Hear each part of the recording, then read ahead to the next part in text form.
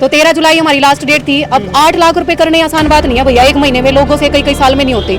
कितने पैसे भरने का था अभी? ये पूरे 8 लाख भरने गए थे। 4 लाख का लोन था, 8 लाख क्यों? 8 लाख उन्होंने ब्याज बना रखा था ना, जो भी कागज उन्होंने भेजे थे घर पे उस हिसाब से। और नोटिस लगे हुए हैं बैंक की तरफ से, ये दुकान नीलाम करी गई है। ये देखो सील भी लग रही है, यहाँ पे दोनों ताला पे सील लग रही है। अपने लेवल पे भी चाहे हमें बैंक वालों के सामने धरना पड़ जाओ। बैंक कौन सा है? ये यूनियन बैंक है जी, रेलवे स्टेशन के पास, यूनियन आंध्रा कंबाइन है वो दुकान है। आप देख लग रहे हो साथ में, इसकी कीमत 50 लाख ये बता रहे हैं, लेकिन ऑनलाइन बैंक ने ये 9 लाख रुपए की बेच दी है। हालांकि ये 9 लाख रुपए भी अरेंज करके बैंक में देने गए थे। उनकी सेटिंग हो रही थी पहले ही, उन्होंने पापा को वहाँ से बाहर भेज दिया। आप फुटेज चेक करवा सकते हो, उन्होंने मिसबिहेव भी किया है। मेरे तो ऐसा है कि इसने सफेदों के अंदर 10-12 दुकानों के पहले ऐसे घोटाला कर रखा है। 10-12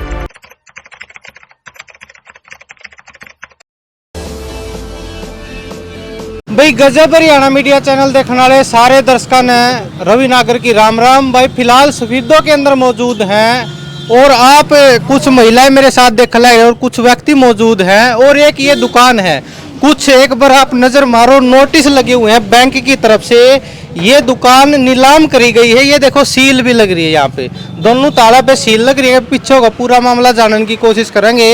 लोन पर बताया गया ही दुकान के ऊपर लोन लिया था 4 लाख रुपए का, 382 भर दिए, उसके बावजूद भी यह दुकान ऑनलाइन नीलाम कर दी गई है। पूरा मामला ही नहीं तो जानेंगे। हाँ जी नमस्कार जी। नमस्ते जी। हाँ, क्या नाम आपका? मेरा नाम ईशू है और ये मेरे पापा है, मेरे पापा की दुकान है। अच्छा अच्छा। तो ये पापा ने लोन ले रखा था 4 लाख का और 382 उन्होंने भर दिए। 2015 में लोन लिया था और अभी 2023 तक चल ही रहा था, क्योंकि 2 साल तो भरा नहीं जी। 2019-20 में क्योंकि कोरोना आया हुआ था, किसी से नहीं भरा गया बिल्कुल भी। तो उन्होंने 2022-23 में पैसे भरे हैं, शुरू कर दिए भरने। जैसे ही कोरोना खत्म हुआ, सब्जी की रेडी लगाते हैं जी ये। सब्जी की रेडी लगा के अपना जैसे जितना इनसे बनता है ना उतना अपना बैंक में इन्होंने भरने की कोशिश करी है, भरा है। और जून में भी, लास्ट जून को कितने महीने हो गए, 2-3 महीने हुए हैं। जून में भी ये 30,000 रुपये भर के आए हैं, वो भी रसीद है हमारे पास। तो उन्होंने इतना भी सब्र नहीं करा। भी आदमी पैसा भर रहा है, हमारे पास पैसा लेके आ रहा है, तो हम भाई इसको थोड़ा टाइम दे भरने का। भी इतना भर दिया और भी भर देगा। फिर उन्होंने नोटिस पहुंचाने शुरू कर दिए। घर पे एक नोटिस आया, भाई आपको 1 महीने का टाइम दिया गया पैसे भरने का। तो 13 जुलाई हमारी लास्ट डेट थी। अब 8 लाख रुपए करने आसान बात नहीं है भैया, एक महीने में लोगों से कई कई साल में नहीं होते। मेरे पापा ने रिश्तेदारी से कहीं ना कहीं से कर कुर के अपने 8 लाख रुपए अरेंज करें, तो वो भरने गए। लास्ट डे था 4 बजे वो गए हैं। 5 बजे तक आपको सभी को पता है कि बैंकों में देन लेन होता है ना, होता है ना। तो 4 बजे मेरे पापा एग्जैक्ट पहुंच गए। आप चाहो तो अगर वो निकाले तो बैंक वालों से फुटेज निकाल के देख सकते हो।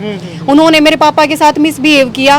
पापा बोले भी मेरे को पैसे भरने हैं, मेरी दुकान के सारे भरने हैं। कहता मैनेजर बोला सारे भरेगा? पापा बोले हाँ सारे भरूंगा।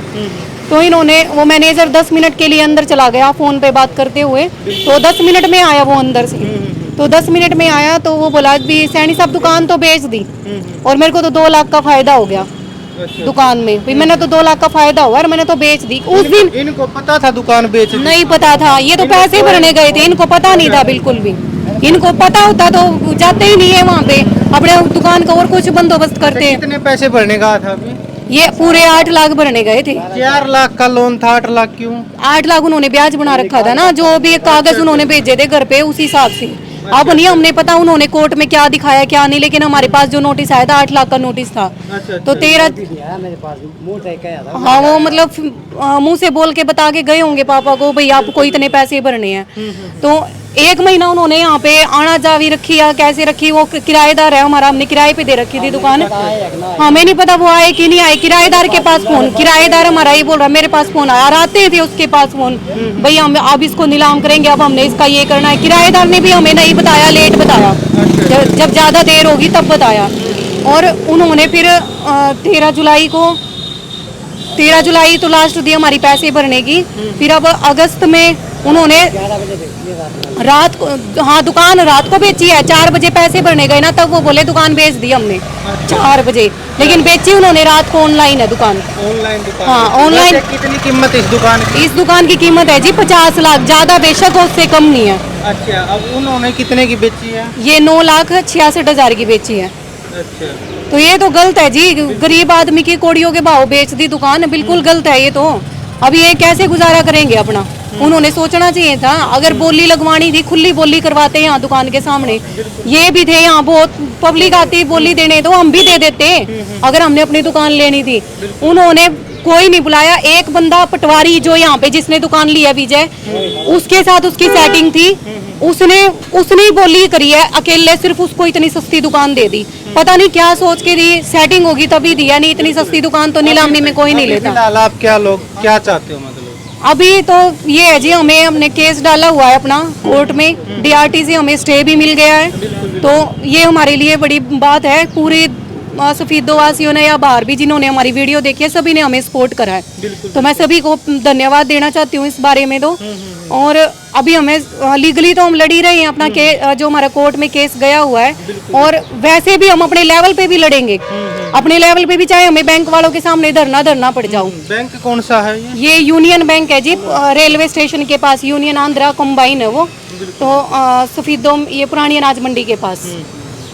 तो भाई एक बार मैं अपना मामला दोबारा तो बता दूं, ये वो दुकान है आप देख लग रहे हो साथ में, इसकी कीमत 50 लाख ये बता रहे हैं, लेकिन ऑनलाइन बैंक ने ये 9 लाख रुपए की बेच दी है। हालांकि ये 9 लाख रुपए भी अरेंज करके बैंक में देने गए थे, बैंक में देने गए थे, पैसे नहीं लिए उन्होंने। पैसे नहीं लिए जी उन्होंने, अच्छा बाहर निकाल दिया, क्योंकि उनकी सेटिंग हो रही थी पहले ही।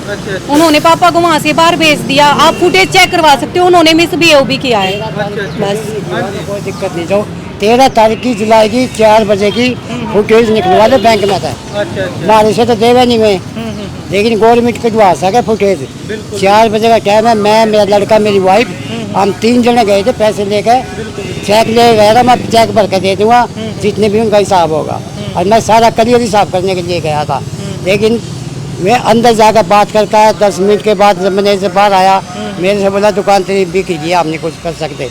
मैं क्यों नहीं कर सकता, और ऑनलाइन किसने क्या बेचने की, मैं खुली बोली करके बेचता है। जब देखता मैं ई आपने के क्या हुआ है, मतलब बैंक वाले लूट रहे हैं आपको? लूट रहे जी मेरे को। मैं तो यही कहूँ, ये बैंक मैनेजर तो ऐसा है कि इसने सफीदों के अंदर 10-12 दुकानों के पहले ऐसे घोटाला कर रखा है, 10-12 दुकानों से ज्यादा। और ये इन तीनों की मिली भगत है, पटवारी की, तहसीलदार की और बैंक मैनेजर की। बैंक मैनेजर का ऐसा बिहेवियर आज तक देखने को नहीं मिला कहीं भी। जो इस बैंक ने किया है, एक गरीब आदमी के साथ, एक गरीब आदमी का यही सहारा था जिसके सहारे वो अपनी रोजी रोटी चला रहा था। अब इनको, इनके परिवार का रोटी खाने को दाने नहीं है घर पर। अब ऐसा टाइम आ गया इनका। तो मैं गवर्नमेंट से यही गुजारिश करूंगा कि इनको जल्द से जल्द न्याय मिले। देख लो भाई, गरीब लोगों के साथ बैंक कैसे कर रहा है, कैसे इनकी इतनी कीमत की जो दुकान है उसकी बोली लगा दी 9 लाख रुपए में, और ऑनलाइन बेच दी। फिलहाल इस वीडियो में इतना। इस वीडियो को प्रशासन तक, शासन तक जरूर पहुंचाना। जय हिंद, जय भारत।